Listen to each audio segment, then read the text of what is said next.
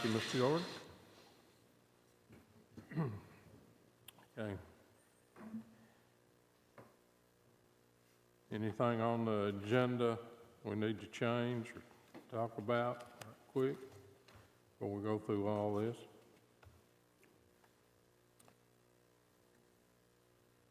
Next on it would be the director's contract extension. Any comments?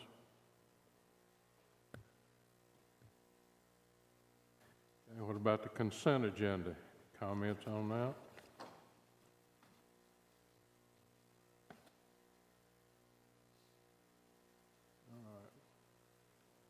I have no visitors tonight. Recognition tomorrow night.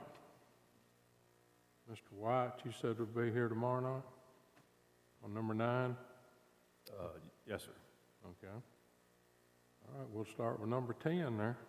All right, number 10, Mid-Level ELA Textbook Adoption Committee. We're requesting that David Bonilla from Whitworth Buchanan serve as the 7th grade representative of the middle level ELA Textbook Adoption Committee. Mr. Bonilla replaces Heather Crane from Whitworth Buchanan, who resigned for personal reasons. Okay. Questions on that? Okay, number 11, Highway 96 property. All right, Highway 96 property. At this time, I'd like for Mr. Trey Lee to come forward. I think he has questions that need to be answered by board members and some additional information.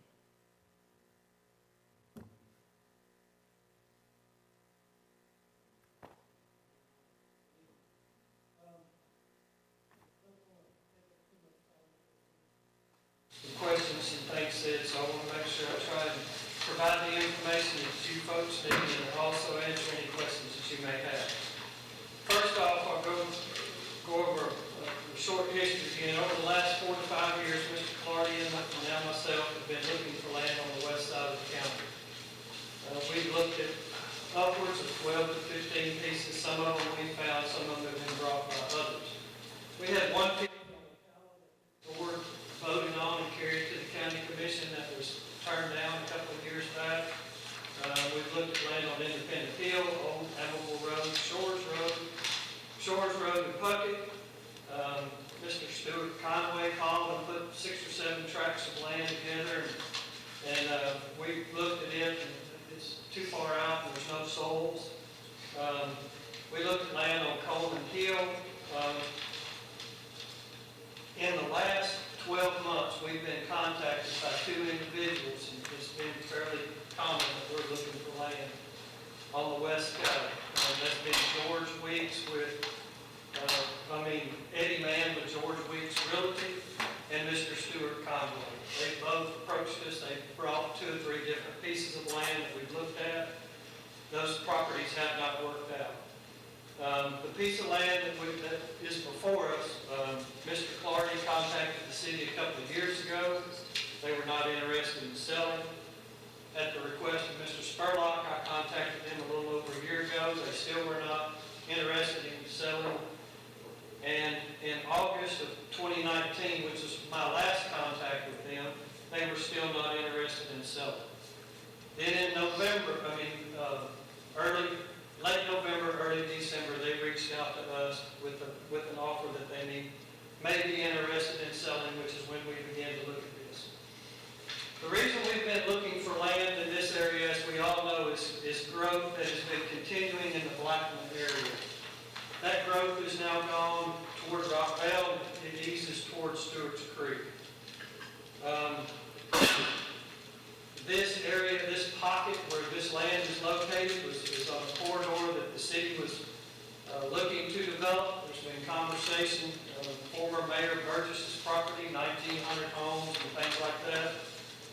Don't know where any of that's going. I say all that to say this. The growth that we anticipated 4 years ago has gotten here faster than even we had anticipated. Blackman Annex is now full. As of today, we have 1,605 students on that campus. Rockville Middle, 1,277. Stewart's Creek Middle, 925. A school in this area, a middle school in this area would 3 schools. It's kind of funny, I've heard this week, since all of this has become public, I've heard from 2 different developers that have called requesting to partner with us to buy this piece of property. I've told them we typically don't do that, and until the board makes a decision one way or the other, I'm not at liberty to negotiate those kind of things. That would be up to the board. But I took their names and numbers, so that once we got a little further into this, there may be some interest there. I did tell them, though, or ask them both, if they had had any conversation with Murfreesboro Water and Sewer. And the reason I asked them that is Murfreesboro Water and Sewer has made it very, very clear. They will not allow us to partner with anyone else, or they will not provide a sewer service to anyone else this far out. They will agree, or have agreed, and have stated that we, as a school system, can tie into the sewer at Veterans Park. But once that sewer is installed, it will be private, it will be ours, and they will not allow anyone else to tie on. They've made that abundantly clear. There's been a lot of discussion about flooding of the neighbors. I provided you guys with aerial photographs from the 2010 flood when I first presented this piece of property a couple of weeks ago. Those are aerial photographs from FEMA that the city uses for their floodplain development. There is some flooding on this property. It's in the area that we show practice fields. We have schools now that have practice fields that flood. It's part of the deal that, that sometimes these things get too much water on and you can't use them, but typically that's for a week, maybe 10 days, and it goes away, and it's a couple times a year. So this is not something that's usual to us. The neighborhood adjacent to us has been flooding since it was built. It continues to flood today. Whether we build or don't build, or another developer builds or doesn't build, that neighborhood is going to continue to flood. Any development upstream of that neighborhood cannot, by TDEC regulations, change the stormwater discharge to the property downstream. Meaning, we would have to submit our engineered data to TDEC for them to review, to assure them that we are holding the water that is leaving this property, and it's leaving the property at the same rate it was before. This is standard operating procedure that we've done ever since I've been here. Now, I will tell you this, in the last 18 months to 2 years, those regulations have gotten a lot more stringent. When we built Rocky Fork Elementary in Middle, the detention pond at that school was twice the size of what is needed for our property. The property above us is undeveloped. 50 to 65 acres up there undeveloped. TDEC required us to either pipe that water around our property or enlarge our system to take care of that water until that land is developed. Once that land is developed, then our pond would be twice the size of what it actually would. Never reach capacity.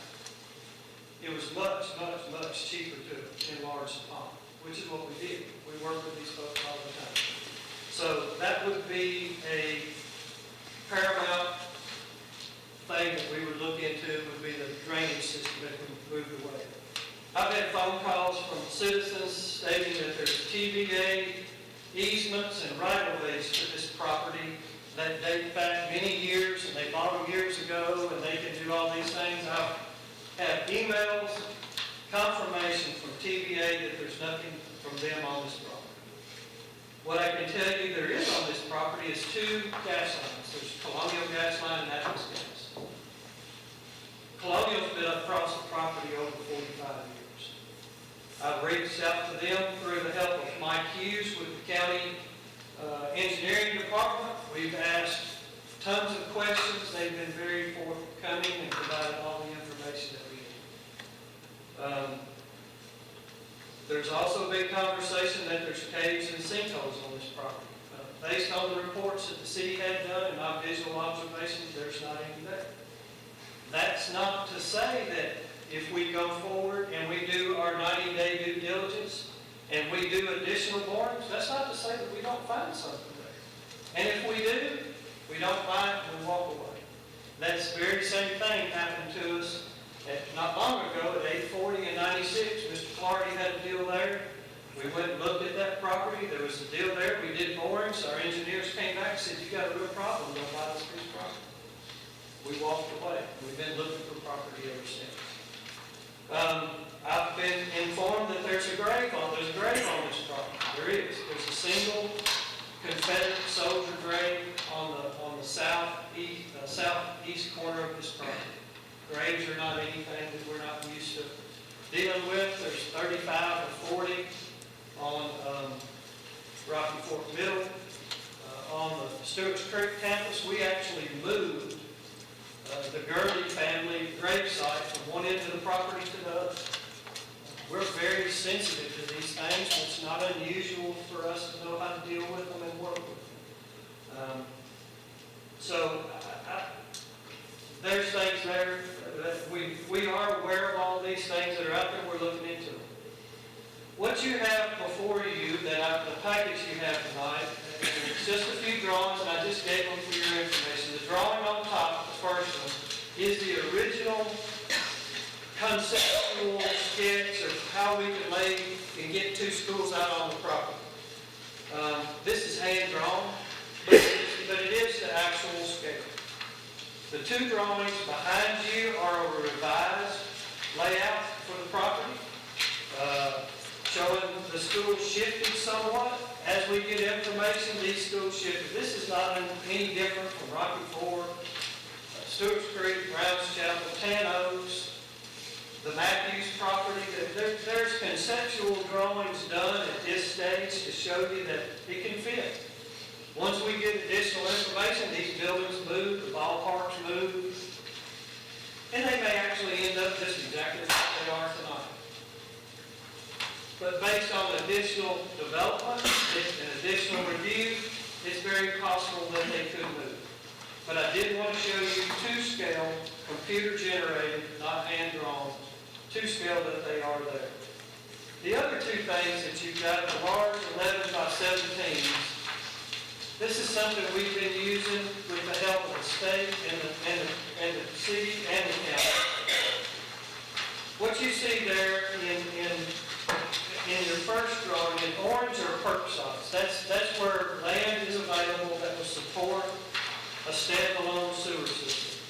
The dark green, I had the state, the county and the state look at this area and go, can you find me 50-acre plots that are not being developed at this time? They provided me a lot of things. If you'll notice, they gave me some options. There's some property on Spantown Road. That busing, if you think they're having a come apart out there at Tan Oaks, they'll really have a come apart here on Spantown Road.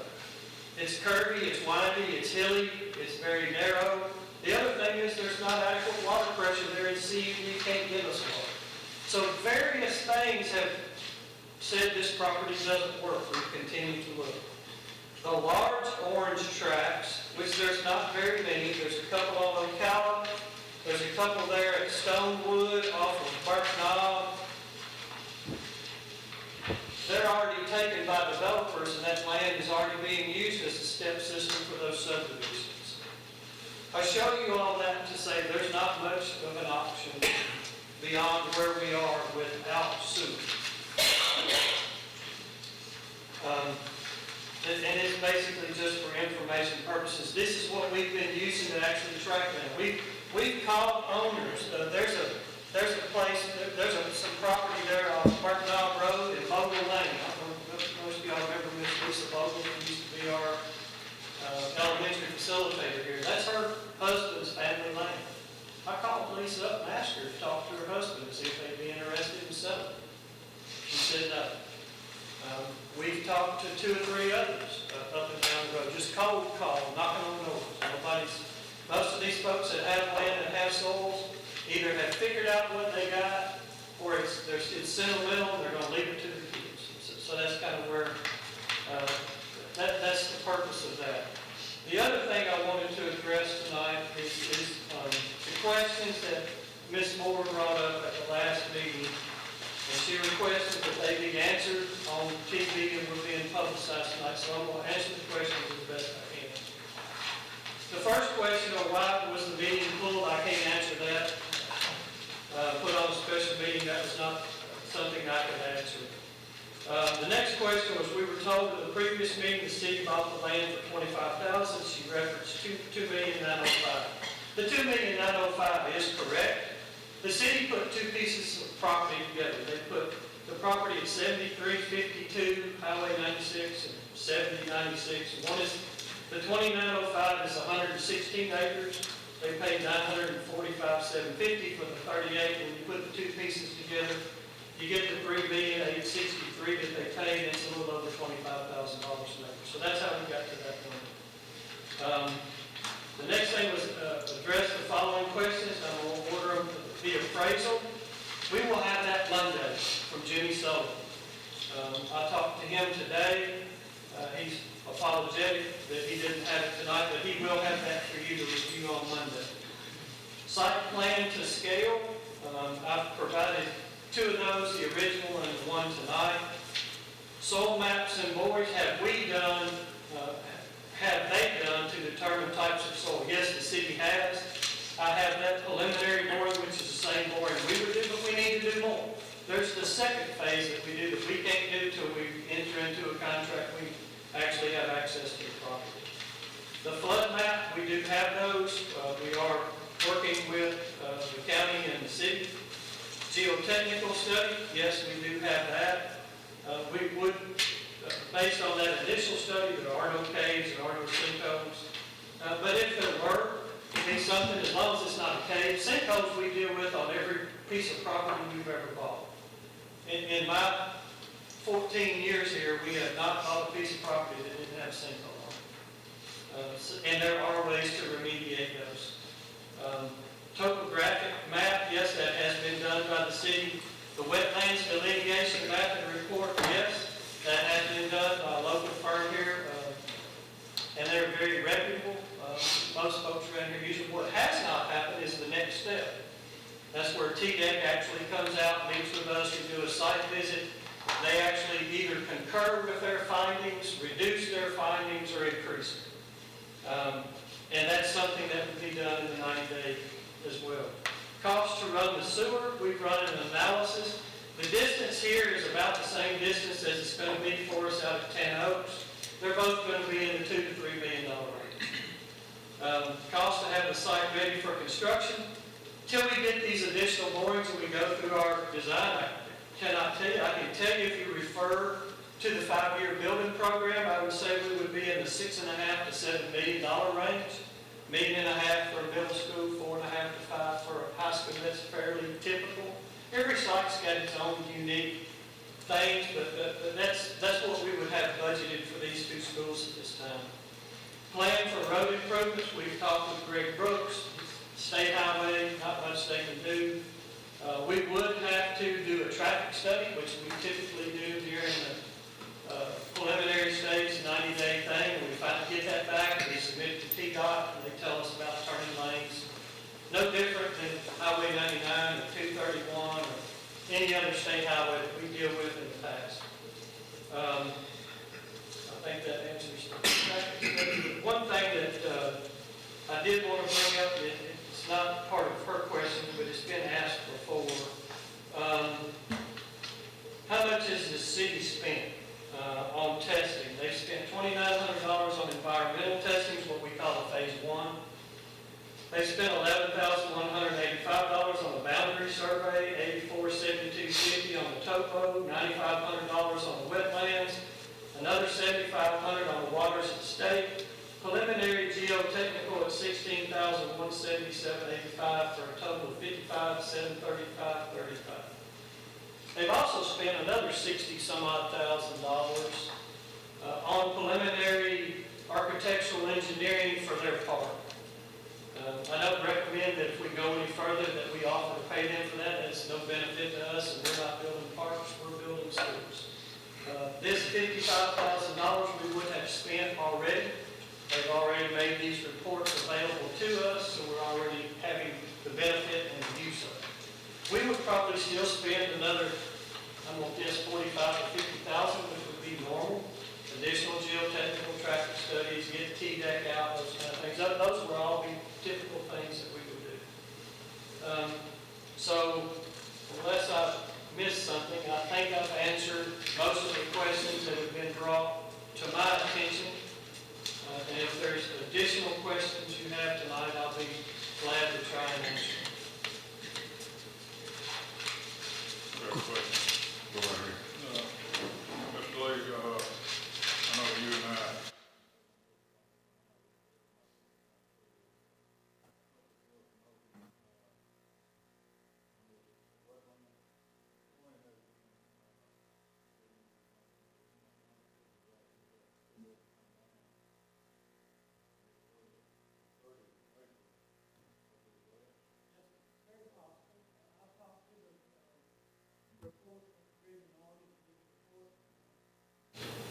It's they're based on their professional opinion on what this is. Talked with Steve Sandlin last night at the courthouse, and he said he had a property recently that they reduced the severity that they thought they would probably maintain. You don't really know. That's why I've taken the most conservative approach, is that we can't touch anything. I believe when we get T-deck, there's a distinct possibility that even though this is wetland, it's not going to be designated, you can't touch it, wetland. That some of this is going to be designated, you can mow on it, you can play on it, you can't build a building on it. But I'm not interested in building a building on it. If we can get 5 to 10 acres back where we can put a practice field on it, then that frees up 5 to 10 acres of good land that we're presently utilizing in our preliminary drawings, that either becomes available for us or it becomes available for the county for maybe a fire hall or something like that. But that's my idea, but we have to get T-deck on site and walk it. Worst case scenario is they tell us that all 30 acres we can't touch, and we're still okay. But I believe we'll get some of it back. second point I've got, I think it's worth mentioning. Could I ask you a question? I think it's worthwhile everybody knows it, where you come up with the 28.5. The 28.5 came from, they paid $25,000 an acre. They've had it for 3 years. I don't think they're going to sell it for 25. They've got bond money or interest money. They've got something in it. Based on what Mr. Sullivan's telling me, that when I talked to him prior to tonight, he didn't have a feel for it other than just a few pieces that he was familiar with. I felt like 28.5 was a good starting point. Now, y'all can vote tonight to make it 26. The city has not made anything available to me, and they're not able to. And I've not countered back with any offers from you guys. It's been on the agenda for a week, so it's not like it's hidden knowledge. But whatever you guys do, don't vote for it, or vote for it at 26 or 28.5. The process is that number then goes to the Murfreesboro City Council, is carried by their staff members, and they vote on it. They vote it up or down. Yes, no, we accept it, no, we don't. And then if they don't accept it, then you all, it comes back over here, and you decide you want to change it or walk away, whatever you want to do. Property in this area has been rising quickly. And Mr. Sullivan told me that most of the property in this area, further away, large tracts, 22 to 23. Tracts of this size, closer into town, but no sewer. At this time, it'd be going 28. I picked 28. It was in the middle. I just kind of picked 28 and threw it out there as a number, and Mr. Estes said, okay, it's a good start. What'd you say it was going to run towards that? Oh, it goes up toward veterans, 50 to 100, depending on which, depending upon the size of the track and whether it's zone commercial, residential, or what it's zone. But the closer you get into town, the higher it is. Further you get out, I guess you have more cost of service, I guess, don't you? Well, yes, sir, you would, but here's the problem. We're kind of, I'm not going to say we're there. We could go probably maybe another half mile and still be in the range of being able to comfortably get back to sewer with our, not having to oversize our system. Anything beyond that, we can't build a sewer system that can get there. We would, at that point, it becomes cost prohibitive, and we start looking for land and soils to build our own system. And if you look at that map, from basically we're on the southeast corner of that map, just a hair. Everything to the west, there's no orange of any size. And if you go back toward Rockville, which puts us too close to Rockville, to be able to reach out and bring students in, plus it puts it on some, we're back to putting it on rough road. We're kind of dead to water. Anyone else?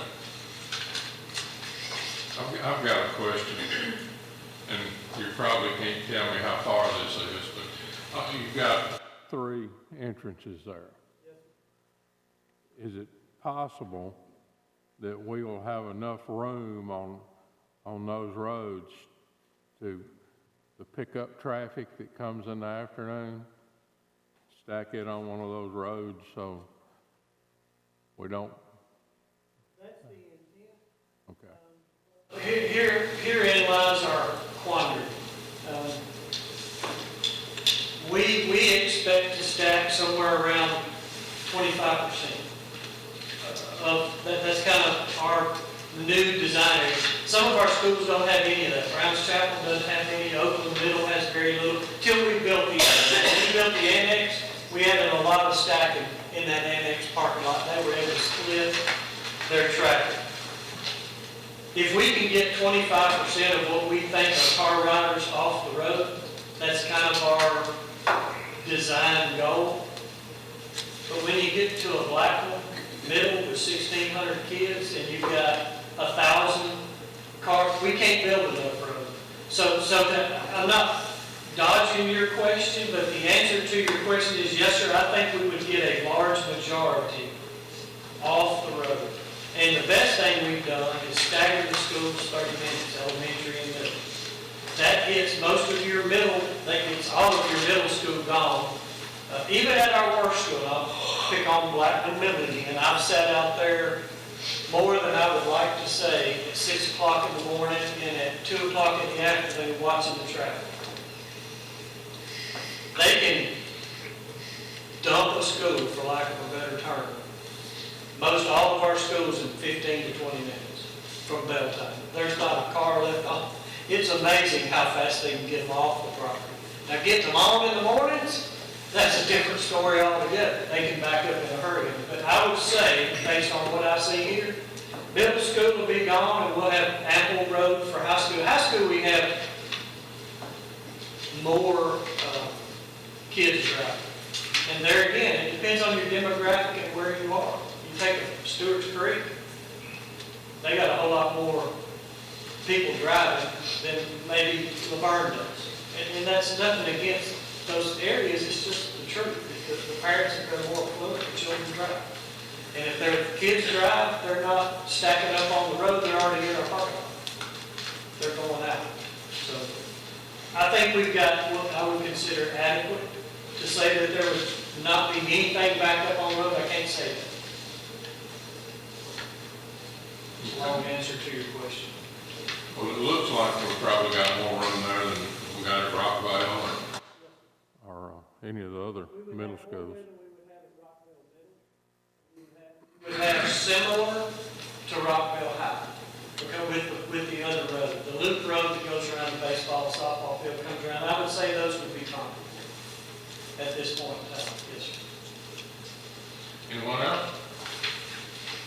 I have a few questions. Okay. You probably already covered this, but just some clarification. The retention pond that you're talking about for the stormwater, would that have to be larger? Is that what you were saying on this property because of the existing water issues? Or would it be similar to, say, Rockville?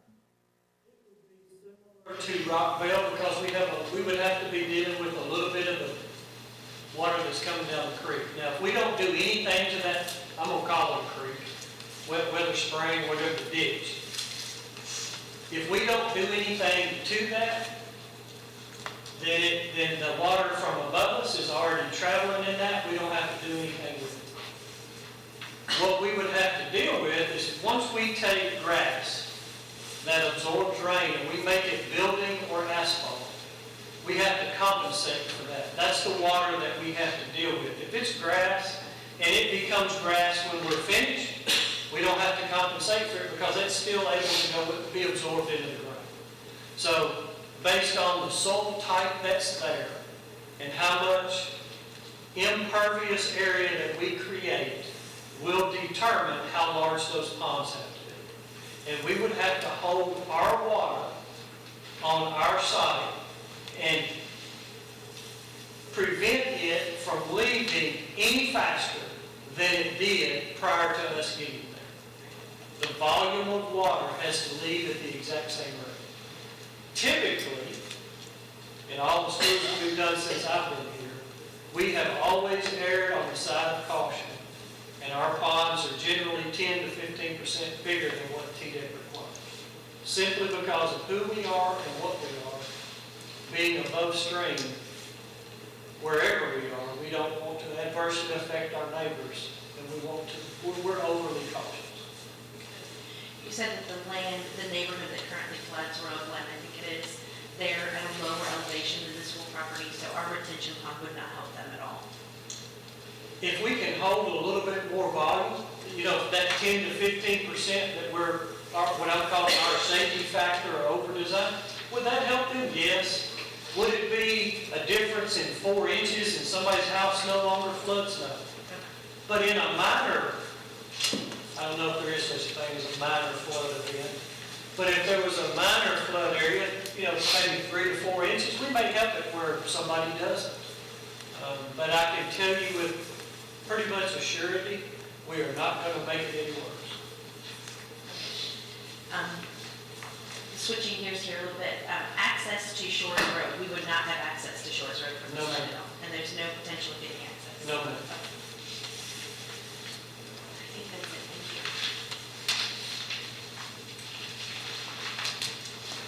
Any other questions? Thank you, Mr. Collier. Appreciate it. Okay, discipline hearing. All right, the disciplinary hearing appeal, the board has been requested to review the January 16, 2020 decision of the Disciplinary Hearing Authority to uphold remandment of a student from Rock Springs Middle. The student was remanded to alternative school under Board Policy 6.313 for consuming a food item containing or believed to have contained marijuana.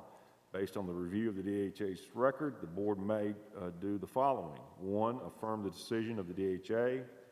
2, overturn the decision of the DHA. 3, modify the decision to a lesser penalty. Or 4, grant a hearing before the board. Okay. Everybody's got their packet there to read. Give you some good nighttime reading between now and Thursday, or daytime, whenever you want to read. Mr. Chairman, Yes.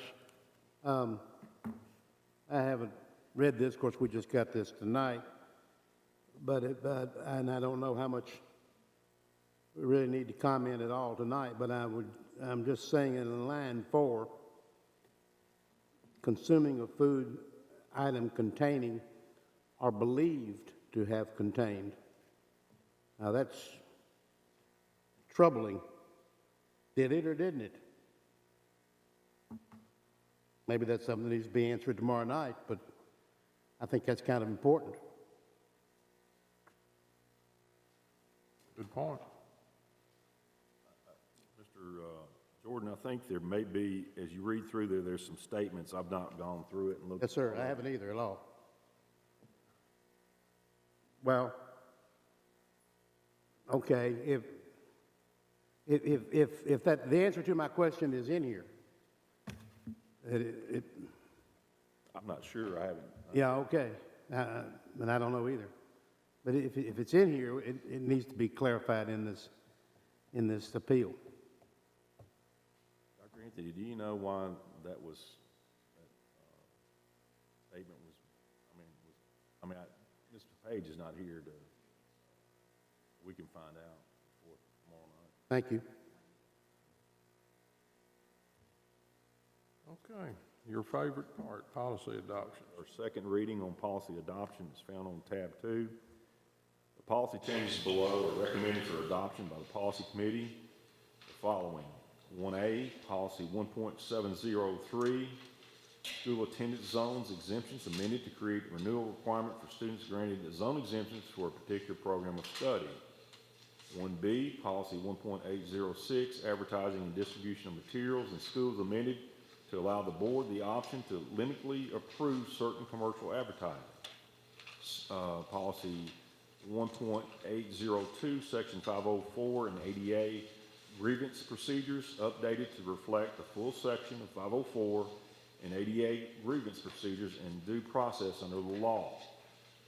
D, policy 3.201, safety, amended to reflect the legal requirement to provide school safety and security plans to law enforcement.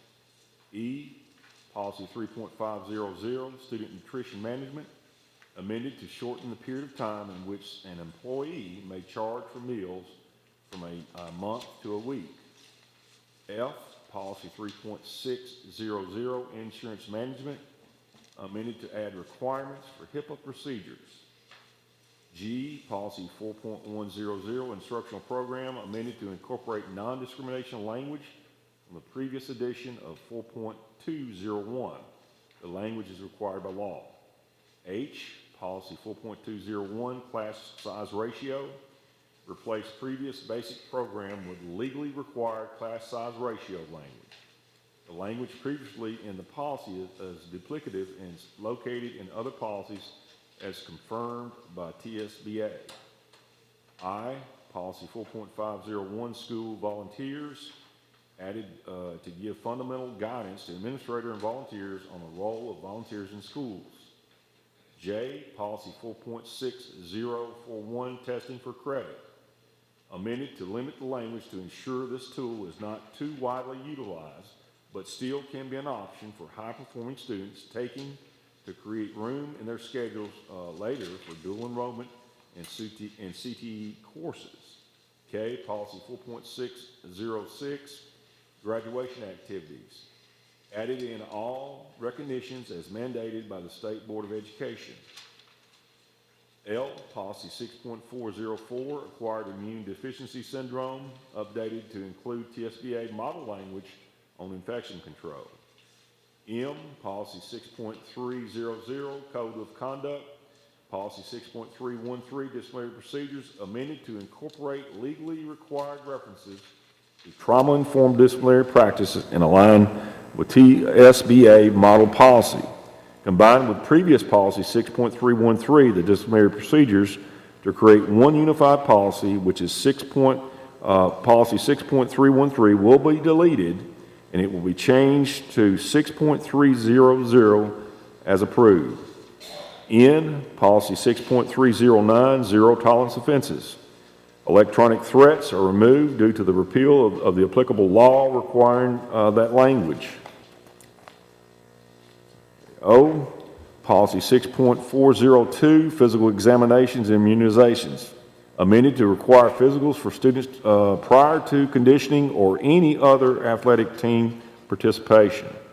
P, policy 6.600, students' records, incorporated policy 6.603, use of records to condense policies and align language to the TSBA model policy. Q, policy 6.603, use of records. The TSBA recommended deletion of this policy because the terms are duplicative with the policy of 6.600 student records. Number 2, policies for consideration. 2A, policy 4.211, work-based learning program, legally required mandating the creation of procedures for review for the work-based learning in the district. 2B, policy 4.604, credit for prior courses, adopts SBA model policy to create guidance for courses in which the student transfers in but did not receive high school credit. It replaces 4.604 to align with the TSBA policy. And then 2C, policy 5.602, staff time schedule, adopted to reflect required labor matters already adopted as a procedure. Okay, any questions? Okay, 14, Kittrell Elementary PTO. This is found on tab 3. The parents and administrators at Kittrell Elementary have come together and completed the necessary steps to form a PTO. This will be a school-led PTO. The group is requesting formal recognition from the board to conduct business. Any questions on that? All right. Facilities. No facility request for exemption, so we'll move on to 16. Go right ahead. Tab 4, 16A, Christiana Middle. Dr. Hastings has submitted a request to partner with Wilson Bank and Trust to replace the school signs insert. The school is requesting to install a digital sign similar to the other schools throughout the county. Wilson Bank will be donating a large portion of the funds, and the school will be adding approximately $8,300. Engineering has reviewed the request and finds it consistent with the school sign partnership. And Mr. Lee's gone along with that, right? Thank you. Any other questions? Okay, Blackman. All right, 16B, Blackman High School. Dr. Justice has submitted a request to install a enclosure for the use by the custodial staff for covered storage. This enclosure will be at no cost to the board. Engineering and Construction has reviewed the request and finds the location and the materials acceptable. Any questions on that? All right, 16. Any financial matters? Just a quick update on the Head Start, as has been requested, just to keep you up to date on where we are with the billing. As of yesterday, we are paid in full up to current with Head Start, and appreciate Sarah's work with me as we were able to get that revenue in. So we've collected $95,954.05 for back lease. And like I said, we are current as of beginning of last month. That's all I have. Thank you. Insurance update. Mr. Chairman, if I may have a Oh, question sorry. for Mr. Beaudry, and thank you so much for getting that done. Appreciate getting those funds back. Just curious, where did they go as far as the budget? Where do those funds go back to? Go that into rent and the general purpose school fund for leases. Okay, thank you. Ma'am.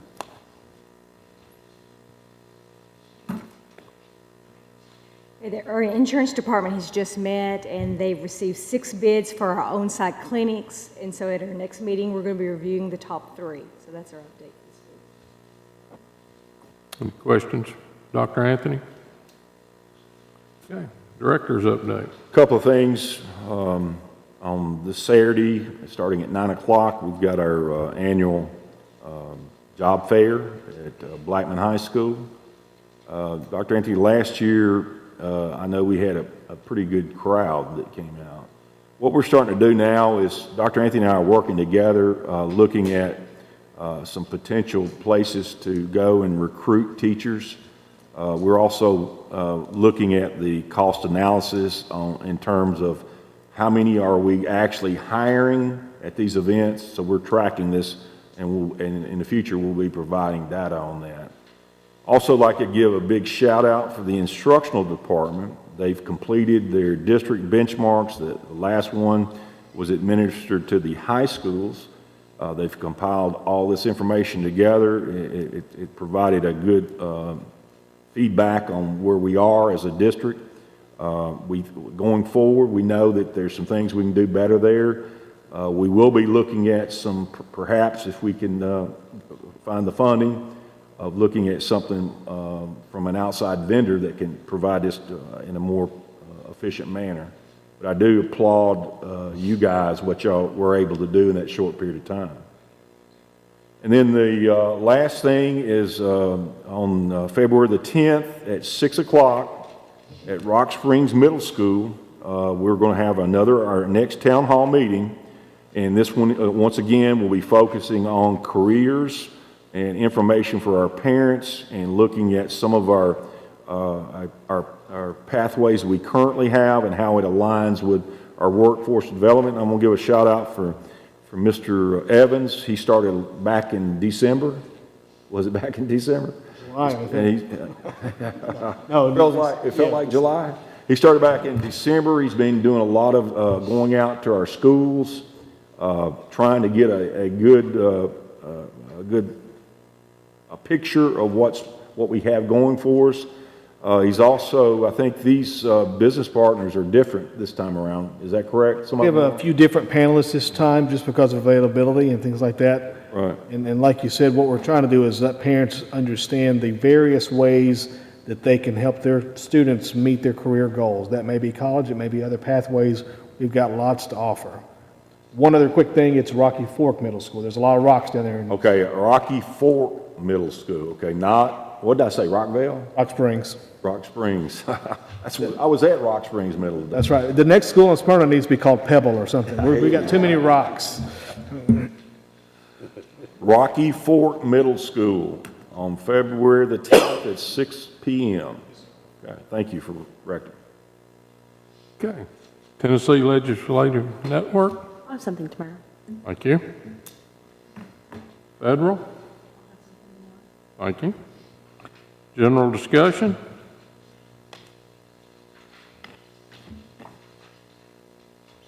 Nothing else. We're adjourned.